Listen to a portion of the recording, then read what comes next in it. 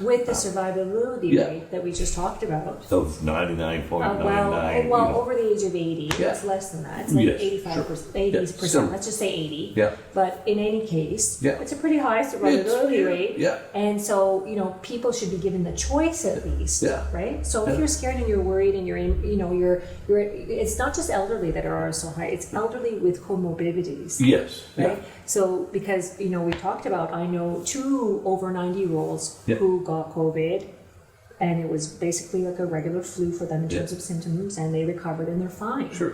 Right? So it's not just, and the other thing is that we talked about is that in long-term care settings, and in Canada in general, a third of our population is low in vitamin D. Yeah.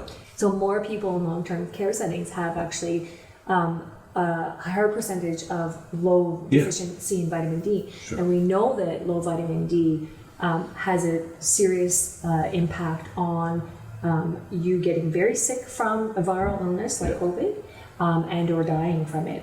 And so, when the outbreak started, we shared on our website, we shared with the populations that I work with our COPs, with the doctors from my parents in their seniors home, please make sure that they're on enough vitamin D, right? Yeah. So for most people, 2,000 to 3,000 units a day is actually what's required. Yeah. If you can't get testing to see where your level's at. But we haven't really talked about that, which is very peculiar. To say if we know that this is targeting, do we have our long-term care homes having the recommendation of ensuring that if all their populations can't be tested, at least everyone is put on vitamin D to protect them from this, and we haven't really talked about that either. Well, that could be another whole show, but I think, here's one of the things that I have seen, and I think it's true, is during COVID, we were in such a panic mode that we forgot everything that we knew. And I say that, we forgot everything that we know, and we didn't talk about going outside and getting fresh air, and getting sunlight and getting vitamin D, or host immunity. How do you optimize? That's right. Immunity. How do you, and you can eat well, live well, build good health, and protect you from the virus through not just this virus, any virus in the future. There's going to be more viruses. So, but never once did I see anybody in public health in this country say, stock up on some vitamin D. And vitamin C and zinc and Because we actually did, and when I say we threw out everything we knew, we acted because not only did we not say get additional vitamin D or zinc or anything, we also said stay inside. We said stay inside. Don't move. Self-isolate. Close the parks.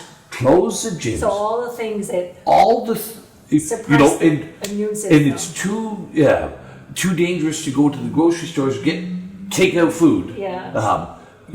We eat healthy, live healthy, which have huge impacts on our. The 2 people that I'm talking about over 90 that recovered and were fine are healthy individuals, are active, their nutrition is good, right? So that in medicine, it's really important. The first thing is do no harm. Our oath says, which I believe right now, and I would tell you that majority of physicians believe that our response to this virus is doing more harm.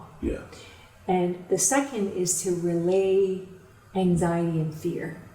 And by doing that, you're empowering people, your patients, right? People, but they're not your patients, they're people. These are people. We have equal power, right? Is to let them know that they have power over their health and well-being. Is to reassure them. When you weaken a person's sense that they have any control or power over something, you make them crippled with fear. And we know that fear and anxiety are directly connected to our immune system. Not just our immune system, but they're the number 1 cause of all disease. More than smoking, more than stress and anxiety, and our mindset is directly correlated to health and well-being.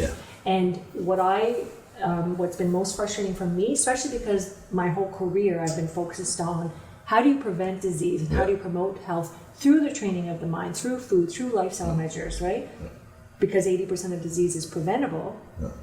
If we were doing all those things, is we want people to know that you have way more control over not just this virus, but over your own health and well-being. Well, sure, and I think that's a message that government has failed with miserably. Is we should be telling people, lower your stress levels.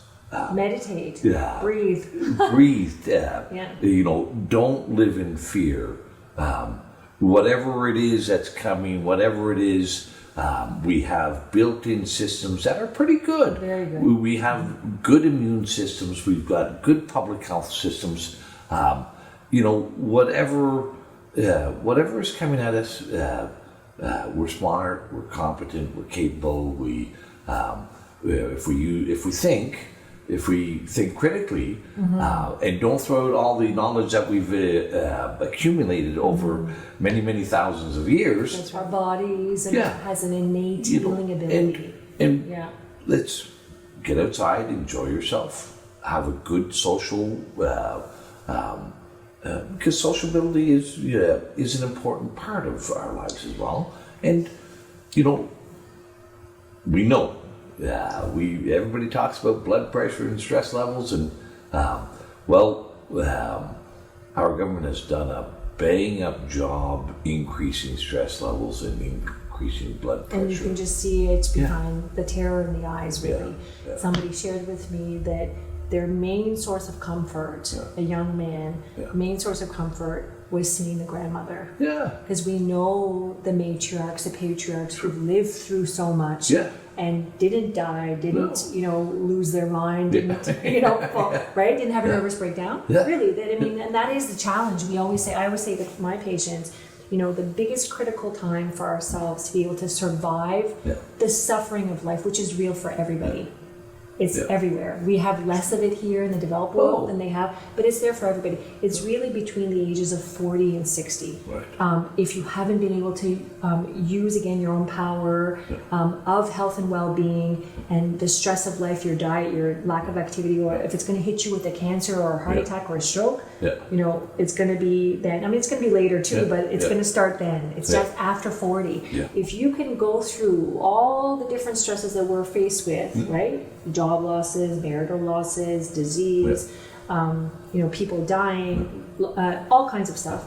And we can survive that period. The elderly are the grounding individuals in our society. They're the ones that, if you look at Indigenous, if you look at it, I'm born in Iran. If you look at our elderly, are key to sharing that knowledge and experience with the young and to help as a grounding reassurance force. And this young man was saying that the fact that he's been separated from the grandmother has had a huge mental and overall impact on his health and well-being because he no longer has that connection. He can't see her. It is clear whatever we're doing didn't work very well because we have 2/3 of our fatality rate is in long-term care, and clearly, people who are elderly and who have comorbidities are going to be more susceptible. And we have to be more careful, for sure.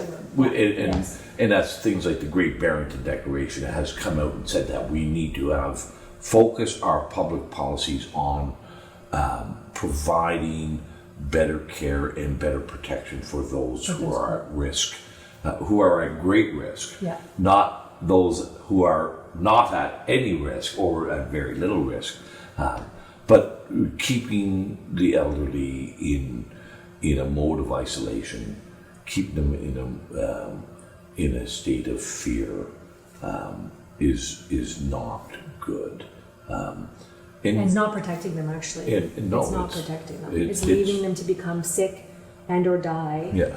On their own. Because I've seen a number of studies as well, and I think, and again, I'm not a medical practitioner, but it seems to make sense, is if you're in fear, your immune system is diminished. It's definitely. That fear takes away the biological, physiological functions that the immune system requires. That's right. And the immune system is left in a diminished state. That's right. Trying to accommodate the fear that that the body is experiencing, what the mind is experiencing. So, anyway, Dr. Amani, it's always a pleasure chatting. Hopefully, some of these discussions help to alleviate some of the stress. So. And I do hope you continue to speak out. I think it's really important that all physicians speak out. I think it's important that all people speak out. Everybody. Yeah. And share their experience and what they know to be true right now. Yeah. If you like this video, if you like my videos and the conversations that I have, please like, share, follow, tag your friends, whether it's on Facebook or Twitter, Instagram. Let's together bring a little more common sense and a little more reasonableness into our society and our communities. Thank you, Dr. Amani. Thank you, Randy.